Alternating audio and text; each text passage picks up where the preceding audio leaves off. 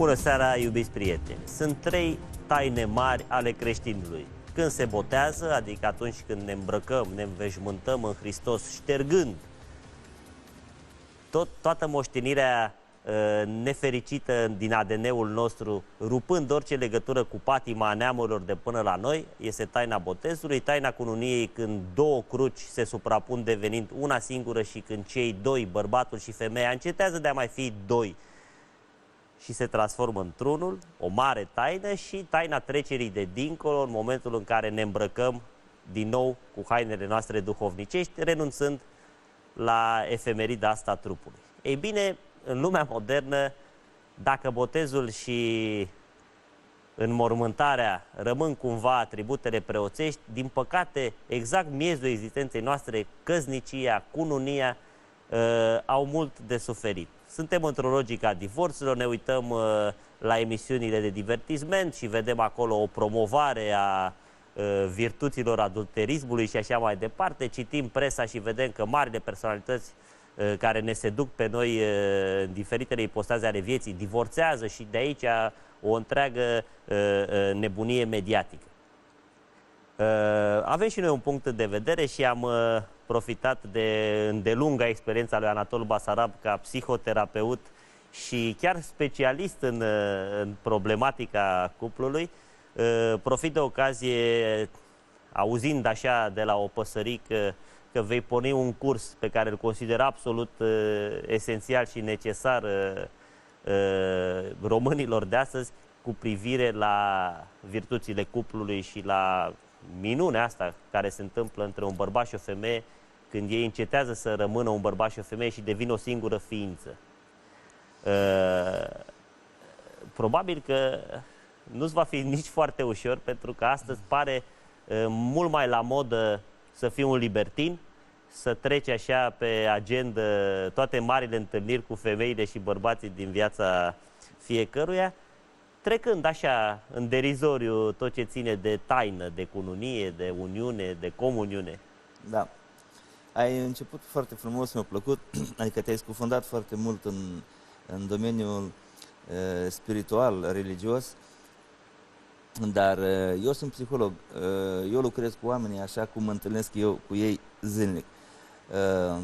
Foarte multe probleme de cuplu, de exemplu, în timpul întâlnirilor, și am observat un lucru foarte interesant. Fie că vine un soț sau vine o soție și se plânge de ceva, de relația, de fapt, de relația din cuplu. La foarte scurt timp, de la primele minute ale întâlnirii, îți dai seama că ei vin la tine să ceară ceva. Și tot în stat mă gândesc, ce vor ei de la mine ca psiholog, adică ce cer? Până la urmă, chiar în primele minute îți dai seama că ei cer să înveți a trăi. A trăi în cuplu, a trăi cu celălalt, pentru că nu știu cum, adică știu cum s-a dezvoltat în istorie societatea umană, cum s-au modelat tot felul de valori, astfel încât astăzi am ajuns într-o societate încât, pe bună dreptate, aș putea spune că bărbatul habar nu are ce e o femeie și femeile habar n-au ce e un bărbat. Iar de aici încep o serie întreagă de, pur și simplu, situații anecdotice pentru mine ca psiholog, dar foarte dureroase, deloc anecdotice pentru ei, care sunt implicați în jocul ăsta dintre sexe, uneori chiar în războiul dintre sexe, uneori în relaționarea. Spunem foarte interesant, mă aflu într-o relație. De multe ori chiar așa am auzit, eu am o relație, ceea ce este total diferit a avea și a fi într-o relație, dar când spun relație, ne scufundăm puțin în înțelesul cuvântului. Relație, a relega în relație, religie. Religia poate să fie o relație și relația poate să fie o religie. O relație cu Dumnezeu. Exact, și relația poate să fie o religie. O religie a cuplului, spunem așa, de aia și taina cununiei. Ei, îmi dau seama că, deși folosesc termenul relații, nimeni, nici ei, nici ele, nu știu nimic despre a lega. Pentru că a relega, a avea o relație, înseamnă că deja cândva l-ai legat sau ai legat-o, acum o mai legi încă o dată. Ei, înainte... de asta se duc ei la vrăjitoare, ca să-și facă legături, pentru că nu mai știu să o facă spontan. Legături sau dezlegături, da, exact. Anecdotic, dar ceea ce se întâmplă astăzi în interiorul familiei, de-a dreptul este, să spunem așa, din punct de vedere psihologic, tragic. Tragic de-a dreptul și foarte dureros pentru ei. Tocmai din cauza respectivă, pentru că au pierdut femeile taina relației, taina armelor lor feminine, din ce în ce mai mult încearcă să copieze bărbatul, considerând că asta este un comportament de succes, apoi, copiindu-l pe bărbat atât de mult, devin semeni bărbatului, apoi se plâng că bărbații nu se mai uită la ele, pentru că bărbații, din câte știm, nu prea se culcă cu alți bărbați.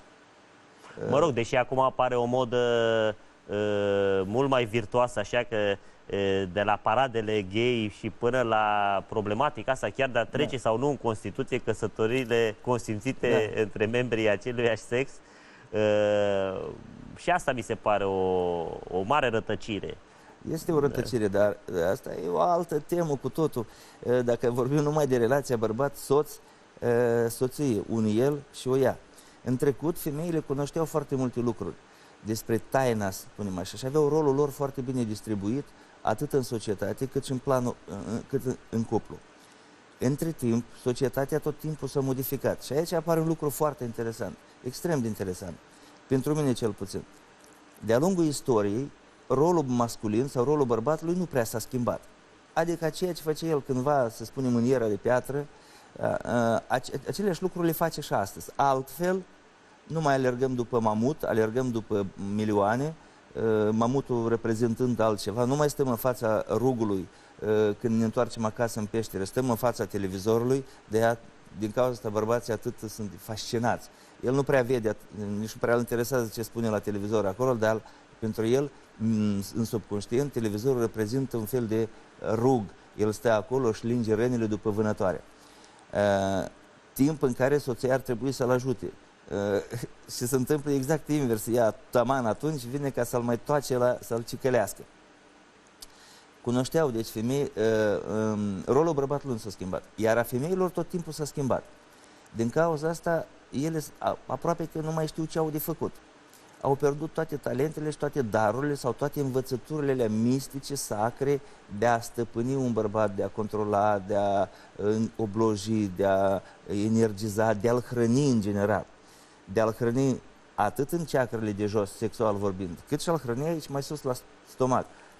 Dar vreau să te întreb, masculinizarea asta feminină nu e cumva direct proporțională și cu efeminarea bărbatului? Pentru că tu spui că bărbatul sau rolul bărbatului nu s-a schimbat, dar tipologia lui s-a schimbat în epoca modernă. Bărbatul nu mai este nici războinic, nici vânător și nici nu îi mai oferă aceeași protecție și aceea siguranță a traiului pe care o făcea, de exemplu, în Evul Mediu față de femeia sa. Și atunci eu cred că totul e un raport cauză-efect. Femeile au început să devină sau să ne ia locul pe plaja ocupată tradițional de către bărbat și pentru că noi am început să purtăm fustă, nu neapărat scoțiană, dar nu mai avem bărbăție, nu mai avem dârzenie, nu mai avem cuvânt, nu mai avem onoare, adică și bărbatul și-a pierdut din atributele virilității sale. Și atunci femeia, în compensație, și-a mărit... Corect. Perfect valabil. Energia masculină. Corect. Natura nu prea suportă, nu suportă deloc locurile goale. Astfel, dacă o parte dintre femei vin pe plaja respectivă și ocupă rolurile specifice masculine, chiar pozițiile lor, așa, în partea elaltă, vor apare o sumedenie de bărbați care vor ocupa rolul feminin. De exemplu, mi se pare foarte interesant și ciudat în același timp emisiunea respectivă, Bucătarul Șef sau cum, arbitrii sau acolo sunt numai bărbați, majoritatea celor care participă la concursul de bucătării, de fapt de a găti, sunt tot bărbați. Și asta ne arată că femeia încet, încet și-a părăsit locul ei mistic, laboratorul ei alchimic, cum bucătăria. Și începe bărbatul să facă lucrul respectiv. Adică e ok, să spunem așa, e ok, asta e ok, parcă celălalt lucru parcă e ok, merge și așa, și ailaltă, dar toate lucrurile astea nu sunt ok, nu sunt conform naturii. Bărbatul trebuie să-și îndeplinească în viață și chiar și în cuplu și în socium natura lui. El are o natură guvernat de anumite legi ale naturii care sunt puțin diferite decât ale femeii. Femeia trebuie să intre în natura ei, să joace rolul său și să nu pretindă la rolurile masculine. Poate face chestia asta, dar din câte am văzut eu, analizând subiectul, niciodată nu rezultă ceva bun. Nici la bărbați care ocupă rolurile feminine sau poziția feminină în viață, nici la femei.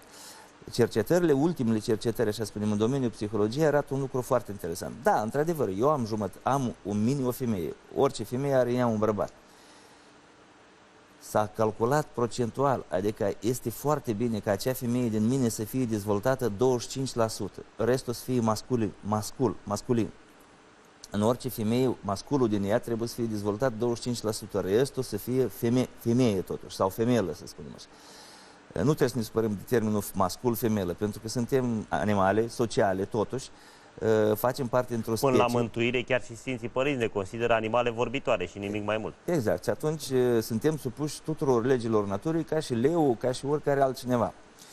Și atunci, femela și masculul, să vorbim numai din punctul ăsta de vedere fiziologic, să spunem așa. Mă cer scuze, publicitatea fiind de genul feminin, trebuie să-i cedăm locul în tramvai și revenim imediat după aceea.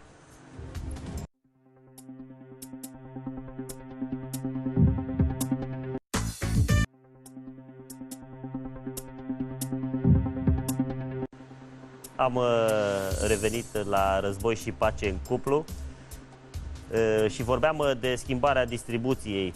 Bărbații devin din ce în ce mai efeminați cumva, iar femeile de la un anumit timp încoace, de la o emancipare din asta socială, odată cu epoca industrială sau cu experiența industrială a umanității, ușor, ușor încep să aibă atribute, să-și depășească cele 25% de animus, bărbatul și cele 25% de femeia și cele 25% anima bărbatul și atunci ne confundăm. Începem să ne confundăm între noi. Intrăm pe teritorii care nu sunt ale noastre, apoi evident că pe cele teritorii nu știm bine să jucăm rolurile care ne apucăm. Deci apar o sumedenie întreagă de conflicte, chiar interioare, cu atât mai mult le se revarsă asupra celuilalt sex. Să vezi lucruri așa interesant, încă de la începuturi, să ne întoarcem așa rapid în câteva cuvinte.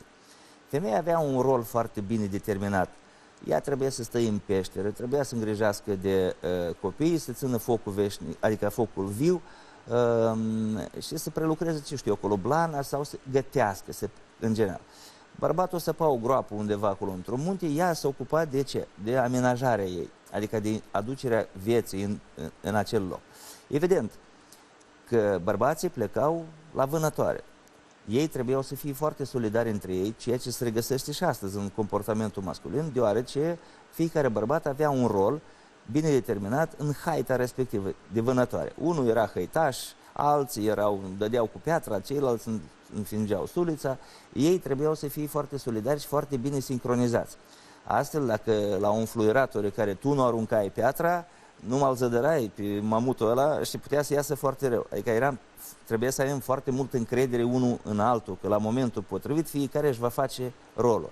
Din cauza asta și astăzi... Și tu spui că noi purtăm în ADN-ul nostru astăzi acel tipar al camaraderiei și fraternității impus din primele noastre generații? Da. Păi, asta poate fi demonstrat oricând foarte ușor.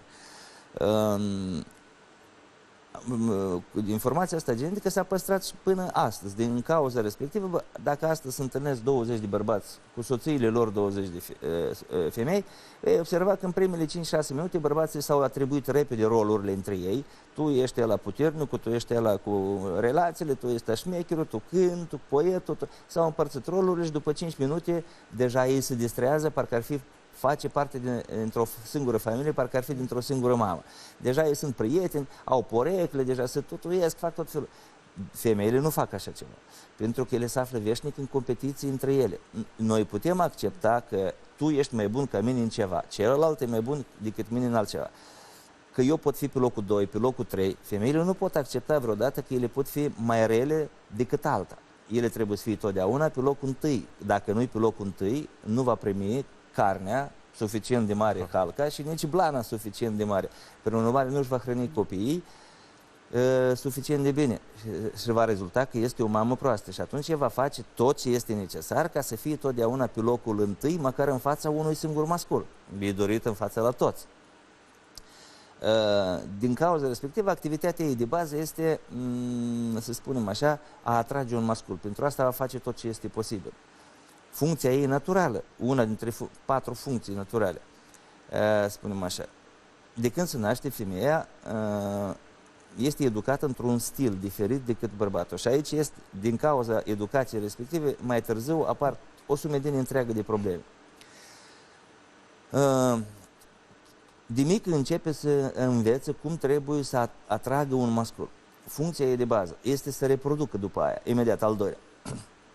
Dacă nu reprodus, natura nu mai investește în ea, deoarece o consideră o femelă, la nivel de femelă și mascul vorbim acum, adică o consideră o femelă nerealizată, nedistribuită în hora vieții, în jocul vieții, și prin urmare înseamnă că s-a defectat sau s-a stricat, nu mai investind în ea, o aruncă de cele mai multe ori ca pradă în lanțul trofic al vieții. Și atunci începe o sumedenie de probleme, inclusiv și de sănătate. Dacă reproduce, s-a realizat pe ea însăși ca femelă, nu ca mamă. Mama asta e alt rol, educațional, femelă, ca femelă, doar s-a realizat ca femelă. A reprodus. După ce reproduce, următoarea, spunem, lege după care ea trăiește este să mențină maximum posibil în jurul său un mascul. Maximum posibil. Pentru că dacă nu întreține un mascul, de fapt nu numai că îl menține lângă ea, al ține lângă ea poți să-l legi de calorifer și stă toată viața acolo. Dar nu asta este ideea.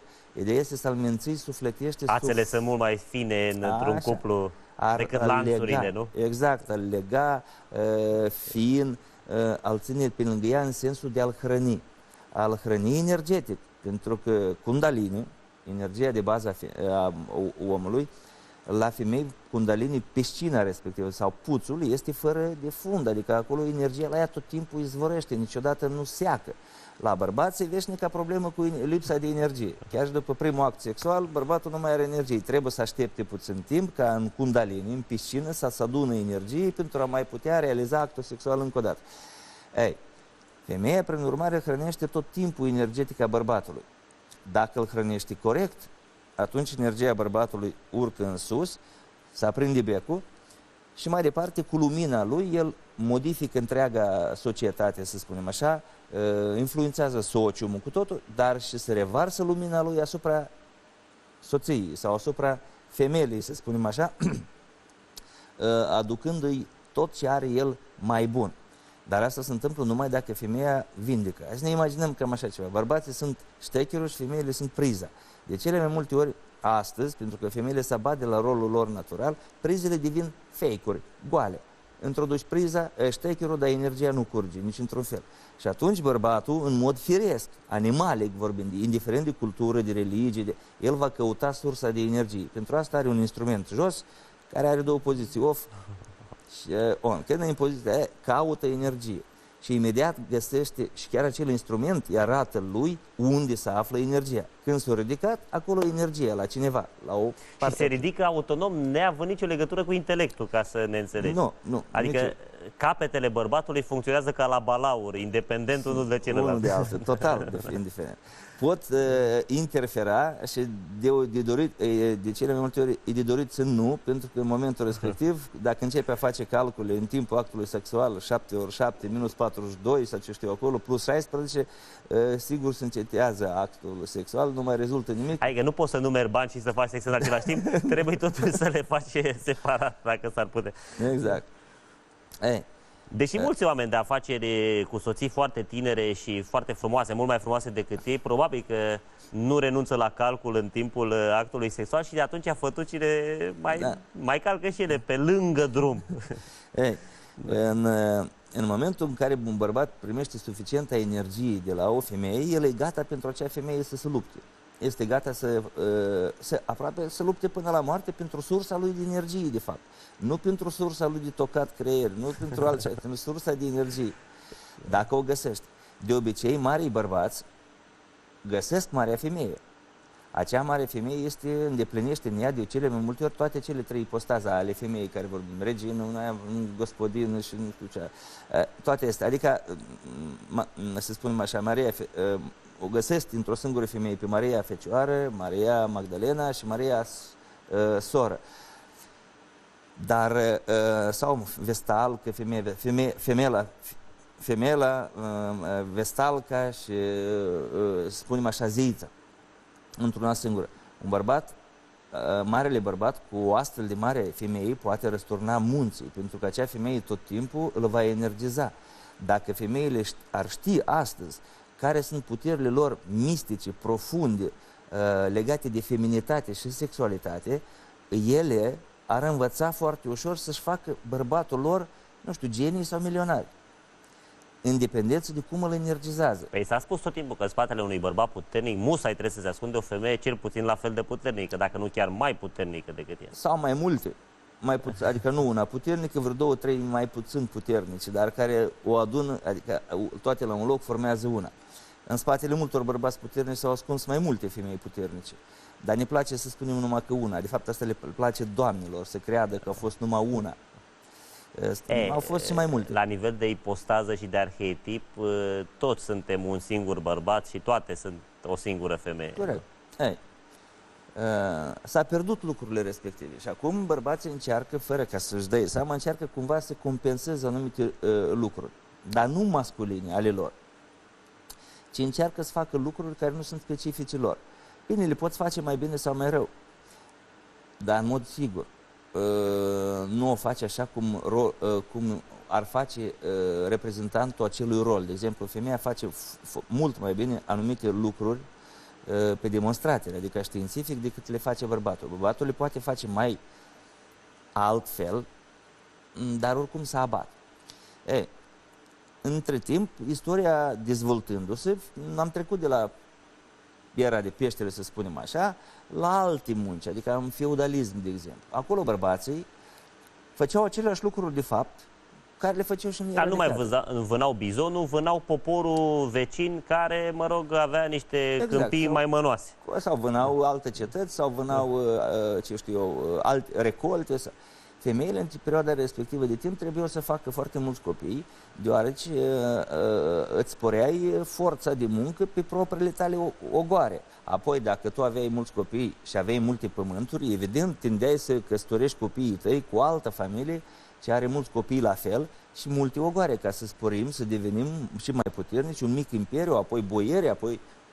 Și femeile își îndeplineau sarcina lor, își făceau copiii, dar mai mult de atât, aproape că nimic. Ele făceau copii și îngrijau casa. Ele nu se ocupau de ceva ce este dincolo de casă. Nu le interesau.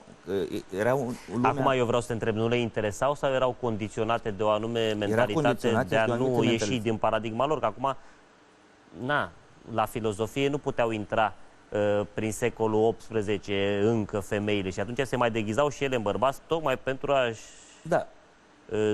hrăni și mintea.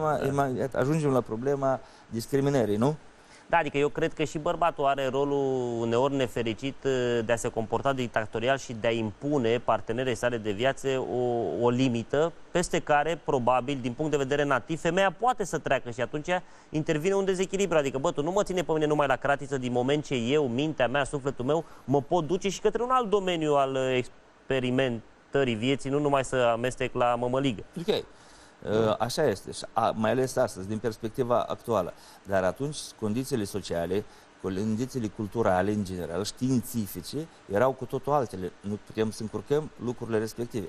Femeile stăteau, se îngrijau.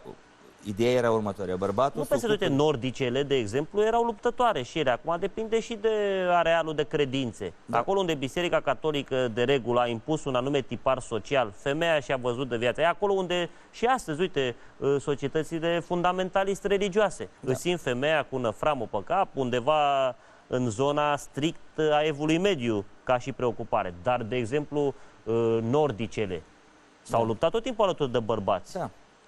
Și astăzi la ei, unele popoare nordice și femeile fac armată. Nu știu asta cât e de bine.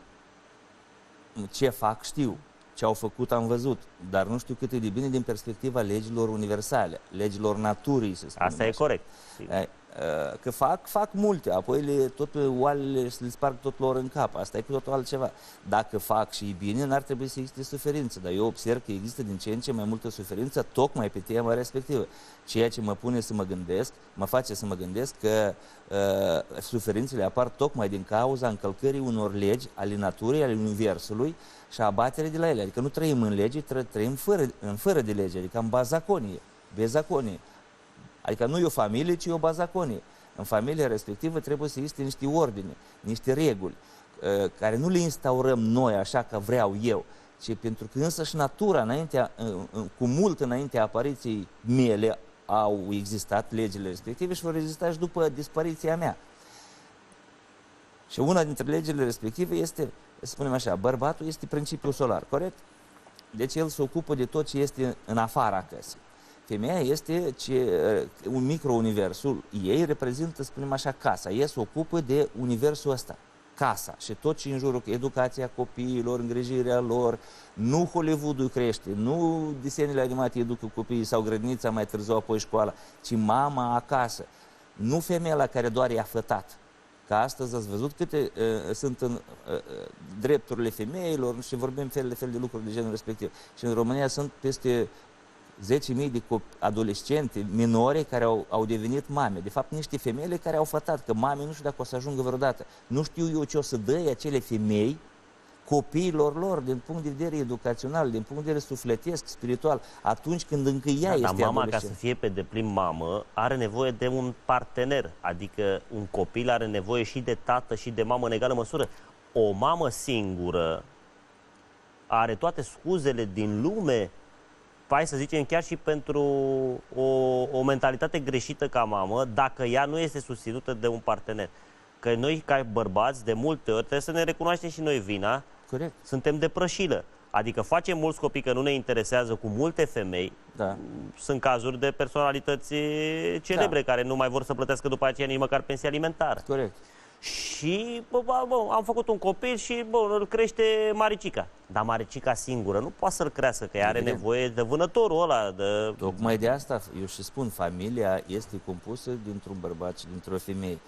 Comuniunea dintre ele, împărțirea bunurilor, plăcerilor, necazurilor și tot așa mai departe. Ambii contribuie, numai că rolul bărbatului în familie este să impună limite, să arate granițele, de unde până unde se poate și de unde intervine o pedeapsă.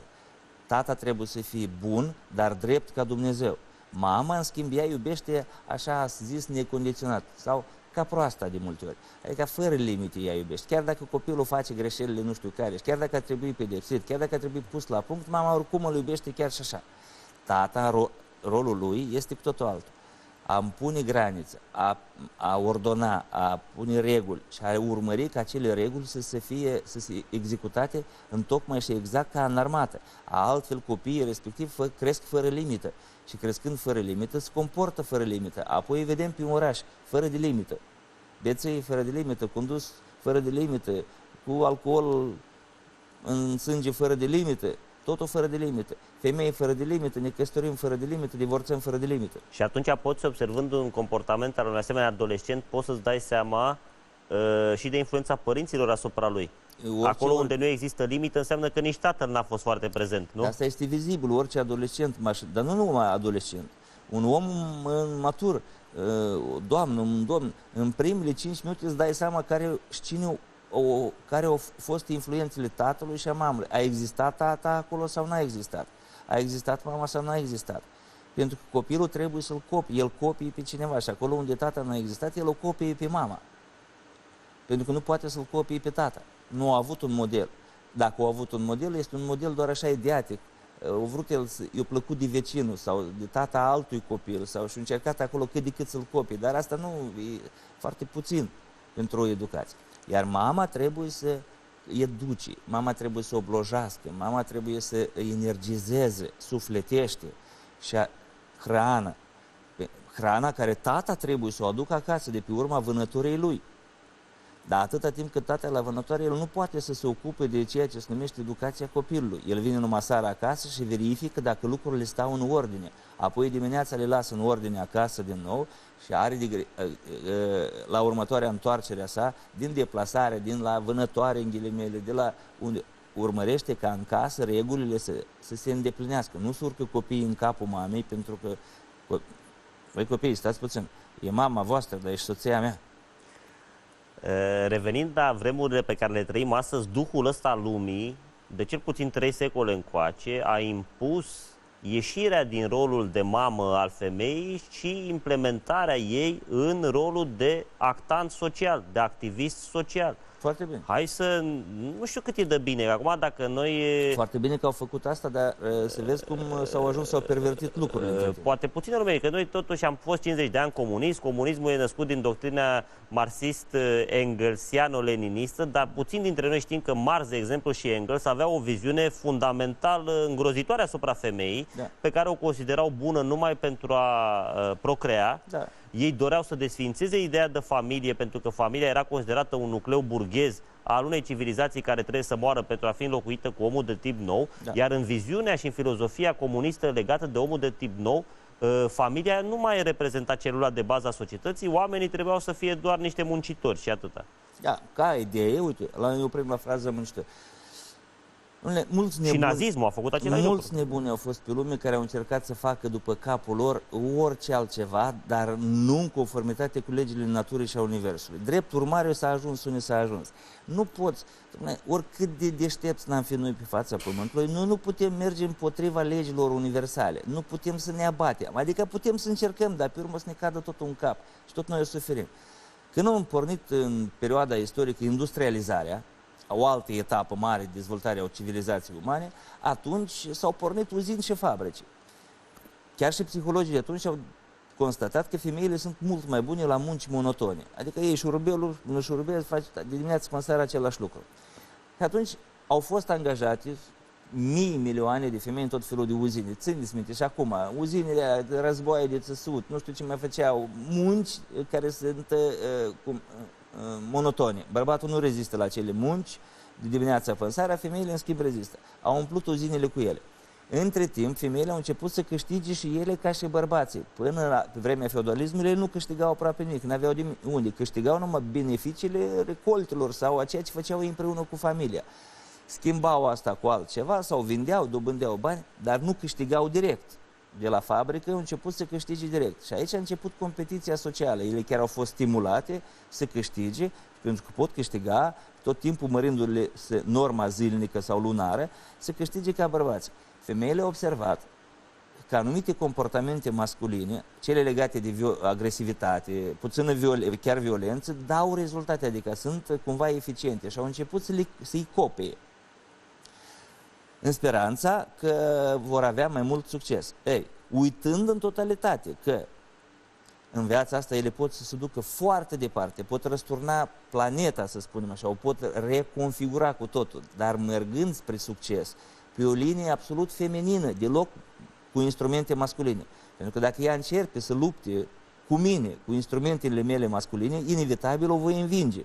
Sau mă va transforma, dacă eu sunt mai slab, pe mine într-o femeie și atunci iată că putem găsi și o explicație psihologic-socială asupra faptului că anumiți bărbați se comportă mult mai muierește decât multe dintre soțiile noastre. Soțul patroane. Soțul patroane. Luăm și o publicitate foarte scurtă și revenim imediat.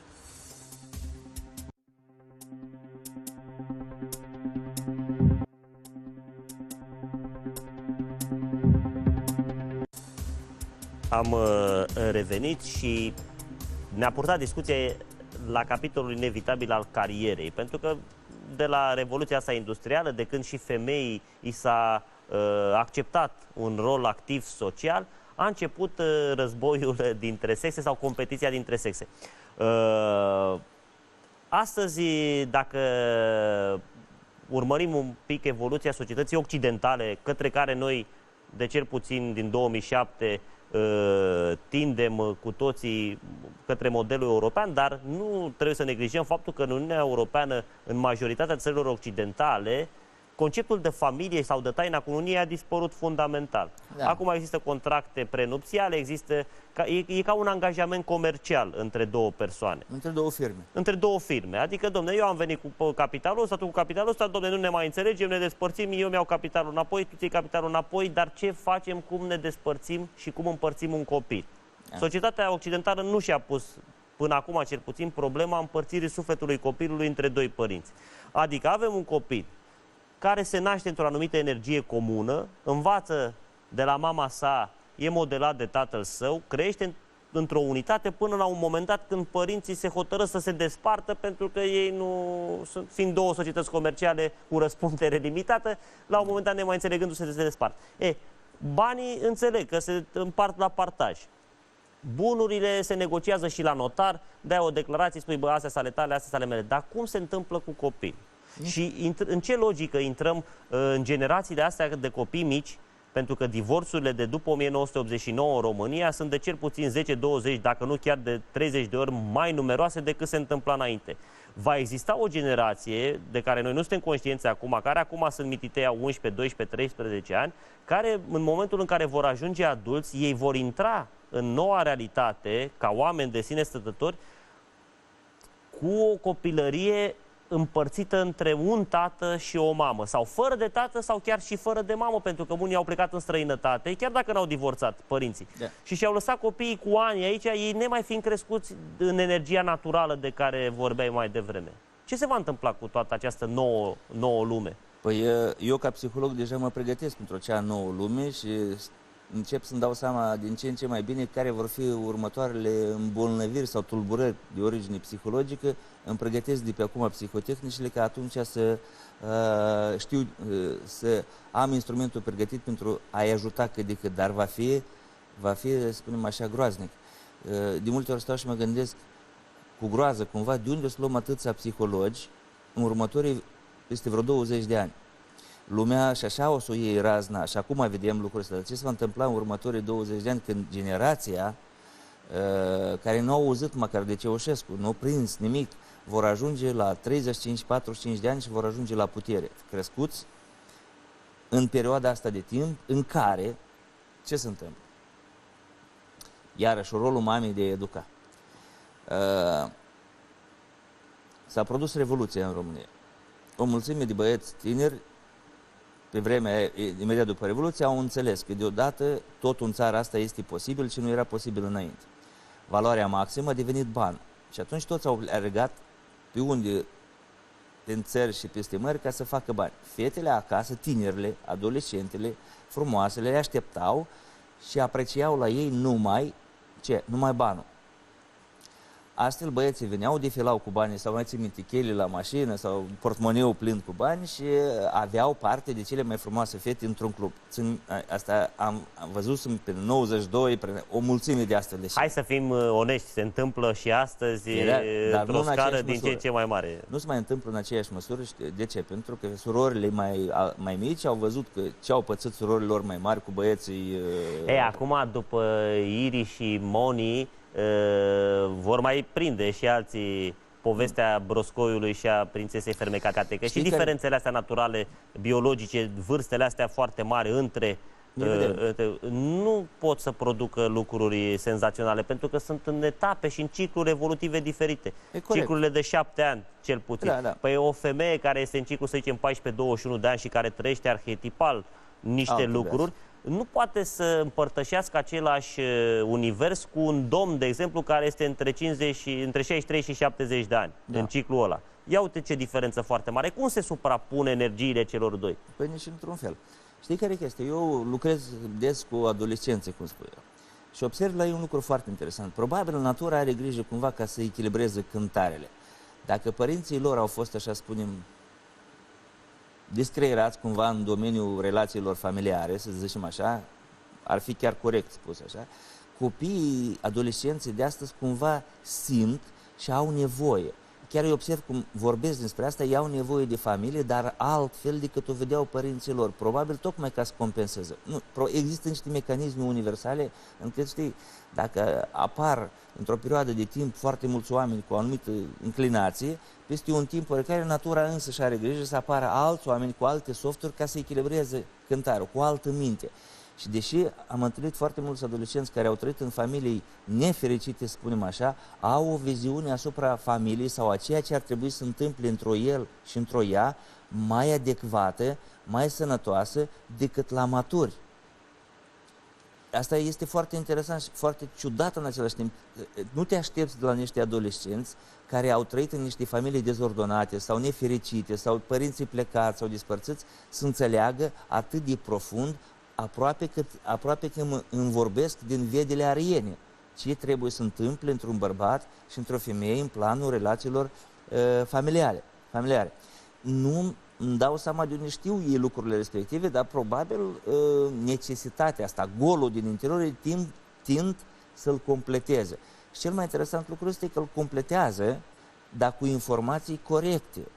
Ei, cu informații chiar ce trebuie, care e rolul unui soț în familie, care e rolul soției, ce trebuie să fie între ei. Că noi suntem puternici numai alături de femeie și o femeie, știi cum, de multe ori spun, un bărbat fără femeie e ca o femeie fără bărbat. Adică așa, deși noi suntem întregi, chestia asta nu-mi place mie, că a căuta jumătatea. Eu sunt întreg deja, nu trebuie să mai caut nicio jumătate, dar când merge vorba de familie, tu acolo nu poți să fii decât cu o, și nu poți înainta decât cu o femeie, la fel de întreagă și ea. Ea nu trebuie să mă caute o jumătate. Noi trebuie să ne mai gândim la un lucru, noi trebuie să ne gândim în permanență și la generațiile viitoare. În momentul în care noi înțelegem că adevărata familie începe cu cifra 3, da. Pentru că acum dacă există doar un soț și o soție căsătoriți fără copii, se numesc cuplu matrimonial. Ei încep să devină o familie abia când apare al treilea. Da, corect. Iar noi ne transmitem genetic informația de la Adam și Eva până mai departe. Însuși Mântuitorul nostru ne spune creșteți și înmulțiți-vă, pentru că până la urmă poate că eu am fost un dobitoc și un ticălos, dar gena mea plus gena maică-sii în copilul meu poate să o facă pe fetița mea sau poate pe copilul copilului meu să ajungă la mântuire și dacă nepotul meu ajunge la mântuire, iar eu sunt o informație care se regăsește în nepotul meu, mă mântuiesc și eu ca neam. Asta este logica creștină. Și atunci există o logică a înmulțirii. Noi trebuie în permanență în generația noastră să ne gândim, nu, la next generation. Eu am prins și înainte de 89 și cât era de laic și de non-mistic și de agnostic sistemul comunist, spunea, dom'le, trebuie să sădim un pom și să facem un copil, minim un copil, ca să fim cu adevărat niște oameni. Corect. Ei, dar a nemulți, adică a reproduce, funcția noastră biologică este, mama natură are grijă. Totuși are grijă ca ea să se... Păi da, dar uite, în momentul în care noi introducem în deșteptăciunea noastră imbecilopată, dacă îmi permiți jocul ăsta de cuvinte, idei de căsătorie între acelea sexe, de înfiat copii de către cuplurile homosexuale, noi de fapt acolo ce facem? Din neștiință sau din ticăloșie? Introducem o nouă filozofie care nu poate asigura menținerea generațiilor viitoare. O nouă paradigmă care ne va costa probabil sau își va arăta spunem, efectele imediat sau mai târziu în istorie. Nimic nu scapă fără...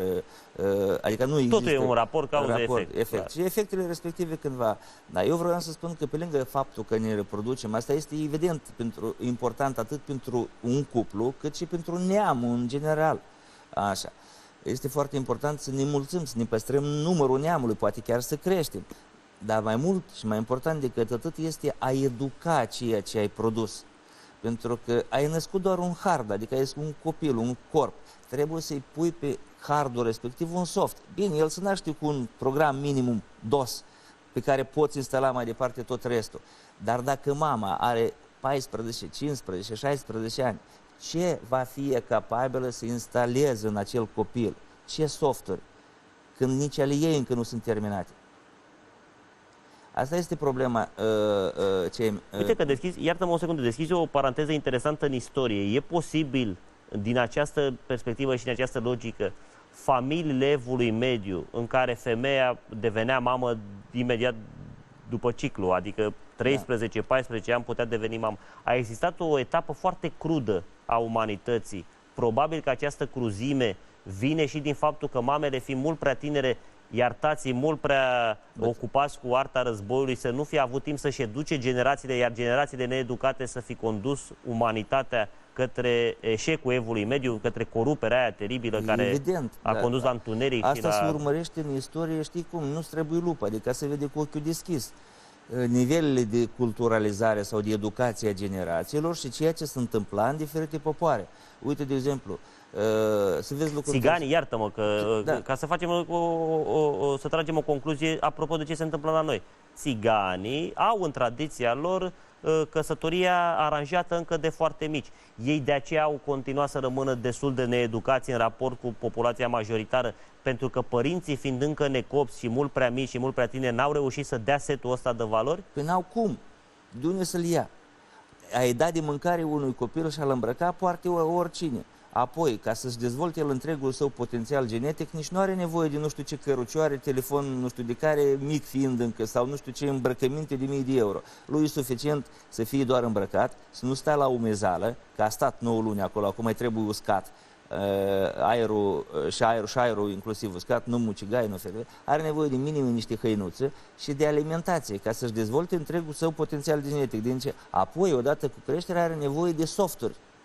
Că altfel producem un calculator care el poate fi foarte performant, genetic, n-are programul dar care n-are trebuie. niciun fel de soft pe el. Sau are niște softuri total aiurea, apoi cu acele softuri el ce face? Analizează lumea, compară, judecă, etichetează, face fel de lucruri cu acele softuri care sunt deloc neperformante.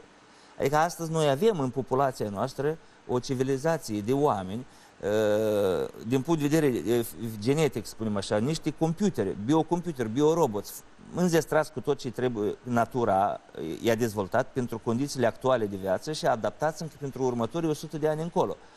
Pentru că dacă am aduce un om de 300 de ani încolo, un biorobot, în viața actuală, el atunci trăia cu 6 microrentgeni pe oră, astăzi trăim cu 14 și că e considerat norma, probabil ar și muri ăla, n-ar rezista. Bioroboții noștri sunt adaptați pentru viața de ea, dar softuri nimic pe ei. Adică punem așa primul Windows pe el, nu știu cum acolo, e preistoric, un Windows 3,1 și cu Windows ăsta el încearcă să descurce în cursul vieții. Nimeni nu îl pregătește pentru viață, nimeni nu-i spune ce e viața, care este hora vieții, care este hora morții, cum o să ne merești din una în alta.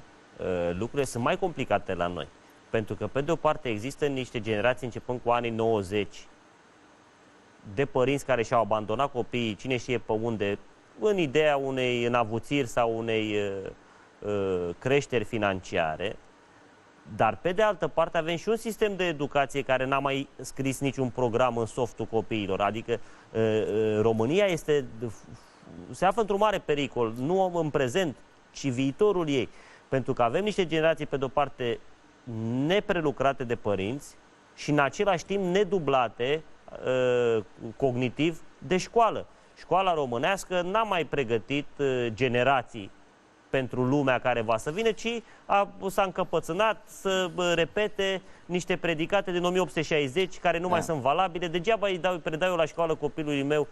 Îmi pare rău, da, Răscoala de Rebreanu, da, e foarte interesantă în contextul în care lucrurile alea chiar se și întâmplau.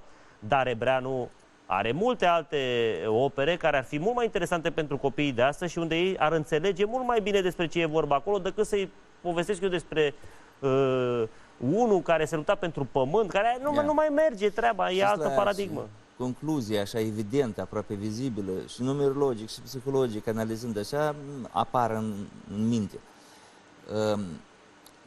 Țara sau țările care nu vor investi în softul, nu va înarma populația cu cunoaștere legată de mecanismele vieții, mecanismele globale, mecanismele economice globale, politice, umane, psihologice globale, legile naturii, nu vor pregăti populația, va fi posibil să-l cucerești fără niciun fel de împușcătură. Pentru că nu va fi o civilizație, va fi o adunătură de bioroboți înzestrați cu niște softuri absolut primitive pe care îi poți virusa foarte ușor, nu au niciun antivirus pe ei, nu știu să se deviruseze singuri și din punctul ăsta de vedere părinții actuali care sunt părinții actuali, aș putea spune chiar așa, părinții, nu putem să ne punem speranță în părinți, ăștia sunt terminați cumva. Ei aleargă după bani, aleargă după tot felul de lucruri, copiii lor sunt scăpați total de sub control. Dacă putem face ceva, putem să investim acum ce-a fost, am văzut. Cum au mers lucrurile, am văzut. Am pierdut și părinții. Dacă nu investim în tânăra generație, în educația lor, ei foarte curând vor deveni părinți. Iar acei deja nou tip de părinte va produce un nou tip de copil, noul tip de român, să spunem așa, înzestrat cu softuri performante, care e capabil să analizeze realitatea așa cum este, să o realizeze foarte profund și să iei decizii performante pentru viața lui și pentru ceilalți din jur. Ca astfel vom trăi într-o societate unde fiecare va lua o decizie probabil bună pentru el, dar dăunătoare pentru toți ceilalți. Și nimeni nu va ține cont de celălalt. Fără ca să vrem vom ajunge la o anarhie, pentru că fiecare va fi educație, o hotărâre doar pentru el, considerată bună și doar considerată, dar nu este. Pentru că însăși faptul când tu iei o decizie bună numai pentru tine și dăunătoare pentru toți ceilalți, din start este o decizie proastă, dar el o consideră bună pentru că așa ai făcută scara lui de evaluare, așa l-a educat cineva. Lucrurile din punctul ăsta sunt foarte grave și toate pornesc, tocmai de la începutul discuției noastre, deși am deviat puțin, mai mult, pornește de acolo, de la mamă și de la tată. Tata nu știe rolul lui în familie, mama nu joacă rolul ei. Mama vrea să devină om de afaceri, tata vrea să devină bucătar, vor să devină ei acolo tot felul de lucruri. Deși în 1900, vedeți cum a fost istoria. În 1972, cred că, da, atunci la Organizația Națiilor Unite s-a pus problema nediscriminării femeilor nici într-un fel. S-a sperat la acea lege globală, s-a considerat că astfel femeia nefiind nici într-un fel discriminată, ea va interveni mai mult în viața socială, mai alături de bărbat, va potoli, va tempera bărbatul, îi va arăta altă modalitate de gândire, pentru că femeile gândesc, au o gândire foarte diferită de a bărbatului și foarte bună. Împreună cu a bărbatului pot răsturna munți. S-a sperat că, în general, femeia cu partea stângă a creierului, intervenând, dominantă fiind, va interveni în viață și va face viața mai artistică, mai abstractă, mai frumoasă, mai elastică, nu logică, strict rigidă, organizată ca a bărbatului. Noi astăzi și educația în școală, avem educație făcută de bărbați pentru bărbați, adică partea stângă a creierului pentru partea stângă a creierului. Și acolo vin copii cu ambele emisfere, dar noi îi pregătim și îi facem așa să zboare într-o aripă. Reproducere, asimilare, asimilare, reproducere. Cât mai bine reproduci, cât mai bine înseamnă că cunoști. Nu îl învață nimeni să gândească, să abstractizeze, să ducă de la general la particular, la particular la general. Atâta timp cât politicul s-a considerat mai important decât naturalul, ați văzut? Lucrurile... Și atunci, uite, așa s-au întâmplat. Luăm și noi ultima pauză de publicitate și revenim în câteva secunde.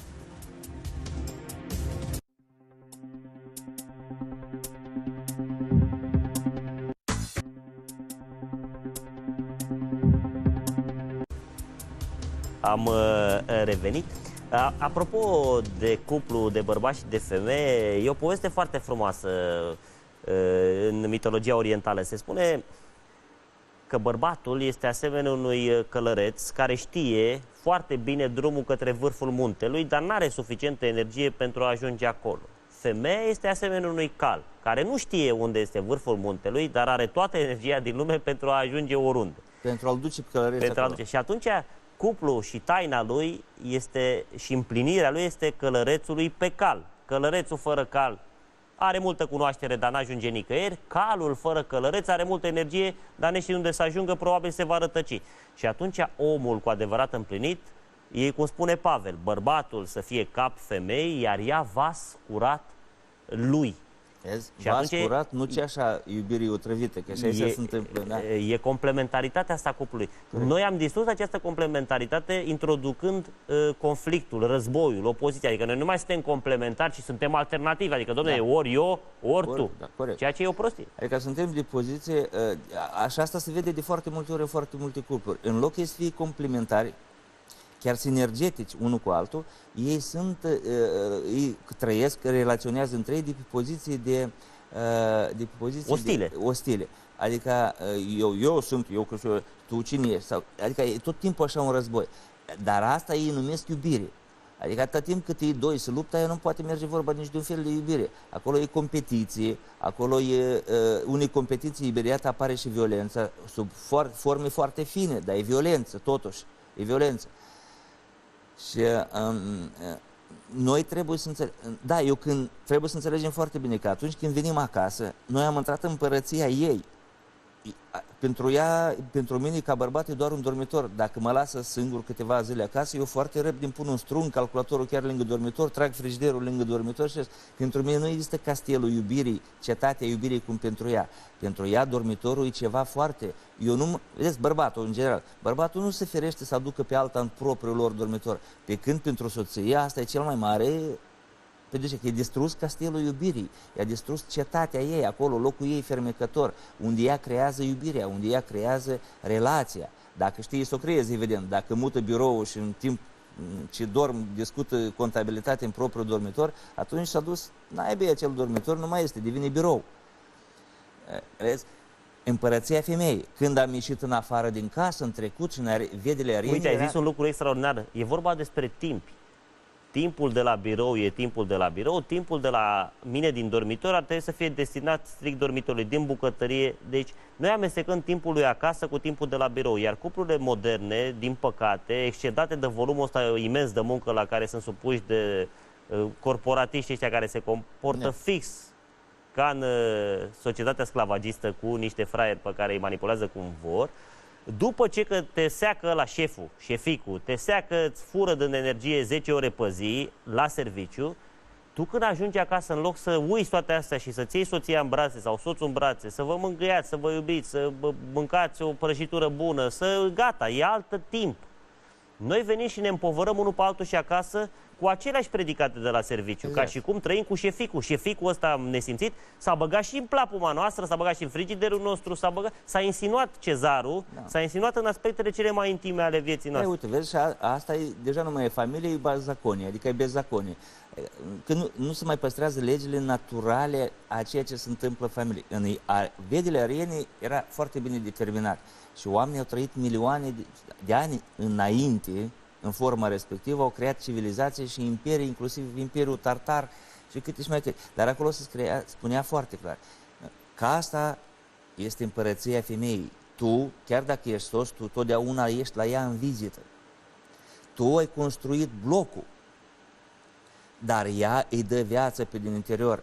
De-aia noi, bărbații, astăzi am construit foarte multe blocuri, dar nu le-am construit pentru femei, le-am construit pentru bani. Și din cauza asta ele stau goale. Da, corect, foarte corect spus. Dacă eu aș da drumul pur și simplu la niște studente tinere, fete, fetelor, uite, casa asta ți-o dau, în ea adu-i viață, fă o vie și trăiește în ea, 5 ani, 2 ani cât ești studentă. Dacă te măriți, ți-l vând la un preț convenabil, dar să nu rămână blocul așa, pur și simplu să stau blocuri neterminate, pentru că nu le-am făcut pentru femei, că dacă le făceam pentru femei, le erau vii. Le construiam universul lor, micro-universul. Eva nu vine din ebraicul dătător de viață. Exact. Iar bărbatul, împărăția lui este dincolo de casă. Din cauza asta se întâmpla lucruri foarte importante. Când bărbatul venea acasă, el era ascultător de soție. O ajuta la gospodărie. Mai mută aia, adu-mea, fă-ia mea, că ea singură nu putea. Dar când mergeau de acasă în lume, femeia era supusă bărbatului. El mergea, nu, înainte, cândva chiar mergea câțiva pași înainte. Nu-i cazul astăzi, dar el era împărăția lui, el o chema pe ea în lume. Acasă era ea regina, în lume era el regele. Astăzi, și acasă e regina ea, sau pretinde, și în lume tot ea vrea să fie regina. Și bărbatul respectiv foarte repede începe să simte castrat. Psihologic, cât chiar aproape și fizic. Apoi încep scandalurile. Lupta pentru teritoriu, firesc, lupta pentru teritoriu psihologic. Și uite, așa s-a ajuns. Oamenii psihologi și lumea sociologii au înțeles chestia asta. Din cauza asta, Organizația Națiilor Unite 72 a sperat că, într-adevăr, femeia nediscriminată nici într-un fel se va implica mai mult în problemele sociale, vom reduce, va crește iubirea, nu logica, ci va crește sentimentul, inima, profunzimea, vom distruge bombele atomice, ne vom dezarma, bărbații vor deveni mai puțin agresivi, pentru că femeile pe lângă ei sunt tot timpul și energizează, îi liniștesc, îi potolesc. Bărbatul e ca focul, femeia e ca apa, îl mai stinge, îl mai dă direcție. Așa, nu direcția așa, să mergem ca glontele. Și acum a trecut atât de mult timp și cei de la Organizația Națiilor Unite și-au dat seama că legea respectivă a fost făcută degeaba. Pur și simplu degeaba. Pentru că în 30 ceva, 70, din 72 până în prezent, femeile nu numai că nu s-au implicat în problemele sociale. Uite, chiar în America, unde se zice că e mama democrației, în guvernul și senatul lor sunt 3% femei. Doar 3% femei. S-a ajuns la concluzia că pur și simplu femeile nu vor să se implice în problemele sociale, preferă un comportament infantil, preferă să vină el cu bani mulți, harap alb, cal, și să-i rezolve toate problemele, să o facă fericită. Cum e să fie fericită, nici ea nu știe, dar așteaptă de la el să o facă fericită. Tot timpul pretezându-i că este nefericită, dar nu-i spune niciodată în mod evident ce trebuie să facă el ca ea să devină fericită. În momentul respectiv, tu te simți spunem așa, inferior cumva la muncă, pentru că totdeauna nu deții performanța care, n-ai atins targetul care trebuie. Acasă vii și iară spune cineva că tu iarăși ești neperformant. Adică nedemn de iubit, asta o ține minte încă din copilărie. N-ai luat nota potrivită, adică nu ești bun, nu mă faci fericită, nu mă faci veselă, adică trebuie să fii șclovnul ei. E adevărat, dar atunci se pune întrebarea firească, ea de ce rămâne? Pentru că și aici e ipocrizia anumitor doamne de a se pretinde mereu nefericite, dar a continua să trăiască lângă bărbatul respectiv cu zecile de ani. Asta e un paradox. Nu e paradox. Femeile, prin natura lor, sunt mazochiste. Păi atunci înseamnă că le place nefericirea, deci sunt fericite în nefericirea lor, nu? În mod sigur, eu ca psiholog am văzut... Deci mint când spun că sunt nefericite, pentru că sunt foarte fericite în suferința lor. Nici nu știu ce înseamnă fericirea. Au auzit cuvântul ca și cuvântul ăsta, iubirea necondiționată, neînțelegând că nu există iubire necondiționată niciodată, nici într-un fel. Toată iubirea e condiționată. Adică ca să apară e nevoie de o condiție. Absolut. Măcar ca să vrei. Să vrei. Și dorința e o condiție, evident. Și deja este o condiție. Nici Dumnezeu nu ne iubește necondiționat. Ne iubește numai dacă nu facem crime împotriva Duhului Sfânt, numai dacă ăilaltă. Este Tată, evident. Tatăl Ceresc. Evident că nu ne iubește necondiționat. Ne iubește numai dacă. Absolut. Dacă nu încălcăm legile, dacă nu ne batem joc de mama natură. Și noi de aceea și spunem Tată, pentru că ne-a dat niște reguli. Exact. Și Biblia îmi spune, ascultă poruncile tatălui tău și îndemnurile mamei. Că mama nu e în stare să-ți dă porunci, mama îți dă îndemnuri. Dacă ridicăm asta mai sus, atunci Dumnezeu Tată și mama natură tot ne dă îndemnuri, nu ne dă porunci. Noi nu ascultăm din îndemnurile mamei noastre, mâine pe mâine trezăm cu inundații, cu tremure, că sugim din mama natură ca și din mama fizică, tot ne așteptând de la ea milă, să luăm de la ea totul, din sânul ei, să sugim tot, până când va rămâne ea seacă. Da. Important să trăim. Și a rămas în istorie de cel puțin 5 ori seacă, dar s-au mai dispărut niște civilizații de parte. Da. Odată mama natura trebuie să facă și ea niște avorturi ca să mai scoată oamenii care nu vor să se nască, nu vor să devină Hristoși, vor acolo în burtă, că e frumos în burta mamei natură, dar să te naști dincolo de natură, să ajungi Fiul lui Dumnezeu, cam puțin vreau. Și atunci, probabil, natura mai face din când în când câte eu așa spune. Vine tata, probabil, și spune, auzi, hai să facem o cezăreană, facem alții, că ăștia nu-s buni, nu vor să nască, nu știu ce. Au venit timpul nașterii, dar ei nu se nasc. Complicate și simple, în același timp, sunt lucrurile. Cei de la Organizația Națiilor Unite, psihologii cel puțin de acolo, au ajuns la concluzia că femeia, pur și simplu, ori nu este făcută pentru așa ceva, ori ea preferă rolul ei, parcă ar face tot posibilul ca să împlinească blestemul ăla al Evei. Să fie inferioară. Și am ajuns la concluzia că nu poți, printr-o lege, să o faci pe femeie egală cu bărbatul. Dar nu poți să dai o lege ca oamenii să devină mai deștepți, că nu se poate asta. Și atunci de ce am mai făcut legea respectivă a nediscriminării? Însă și existența legii nediscriminării femeii este o discriminare. Este deja, arată că... Bun, dar dacă în 72 odată inițiat o lege care nu și-a atins efectele la 40 de ani distanță, nu ar trebui urmat de un alt moment în care omul să se reîntoarcă la natură și la firesc? La firesc, la legile naturii. Uitați, noi suntem animale. Dar nu ne întoarcem, că noi acum vrem să impunem căsătoria homosexuală, deci nu e o întoarcere la natură, este o celebrare a contranaturii. Ei nu vrem tot timpul ceva, dar nu înseamnă că facem și bine. Dacă ne uităm în lege, în natură, în lege, în profunzimea ei, acolo o să vedem foarte clar că vrăbioiul are rolul lui. Vrăbiuța, el aduce, ea clădește cuibul. Ea îl face pe dinitor, el aduce. Sâmbătă, duminica nu lucrează niciunul. Nici ea, nici ea. Nu clădesc nimic. Lunea, iar el se începe a aduce. El aduce pământul ăla umed, așa. Ea știe cum să-l așează. Ea clădește cuibul. Cuibul e micro-universul. Casa, apartamentul e universul femeii. Acolo ea trebuie să fie regină. Trebuie să cunoască. Nu sunt împotrivă ca femeia să facă succes, carieră sociale, ca psiholog, dar să o facă în stil feminin, necopiind bărbatul, fără să-și dorească să devină ca bărbatul, pentru că ajunge semeni lui. Și când ajunge semeni lui, noi o privim și vedem că în fața noastră e o femeie. Are sâni, are tot ce trebuie, e o femeie. Dar creierul ne spune că ea se comportă ca un mascul. Și apare conflictul. Îți vine să o înjuri, îți vine să o bruschezi, îți vine să lupți cu armele masculine. Și de fiecare dată femeia în lupta asta va pierde pentru că nu-i ajunge agresivitate. Dar eu vreau să te întreb că mai avem 2 minute până la sfârșitul emisiunii.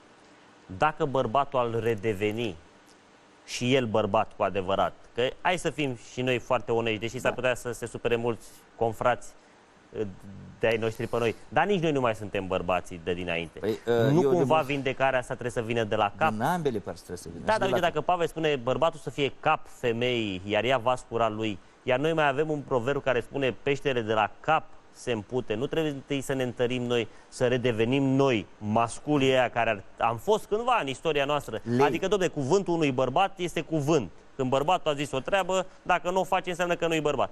Când o să ajungem noi să ne redobândim onoarea masculină, nu crezi că așa ar începe vindecarea și în cuplu? Cu bărbatul reîntărit și după aceea femeia reînțelegându-și rolul ei matern? Perfect de acord. Numai că aici ne oprim la un lucru. Ca să ajungă bărbatul din nou reîntărit, bărbatul ăla are care nevoie era de energie, mereu, corect. Nu că nu e numai nevoie de energie.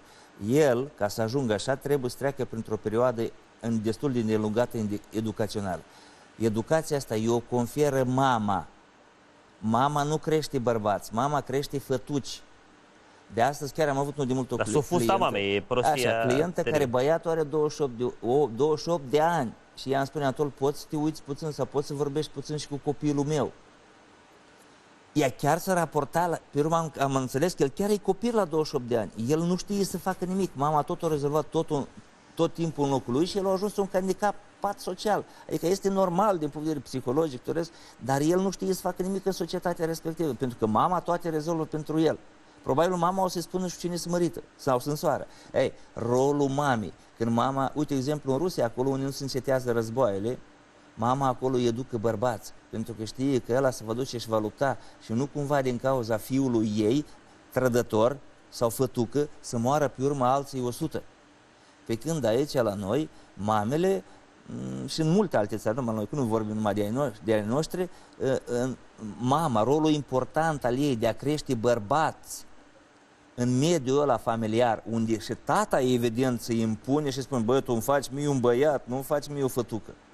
Îl crești cu stilul ăsta mai spartan, nu îl proteja atât de mult. Dă-i voie să culeagă experiență, lasă-l să lovească, lasă-l să cadă, să vadă durerea. Când va crește mare, va ști ce se întâmplă. Ai perfectă dreptate.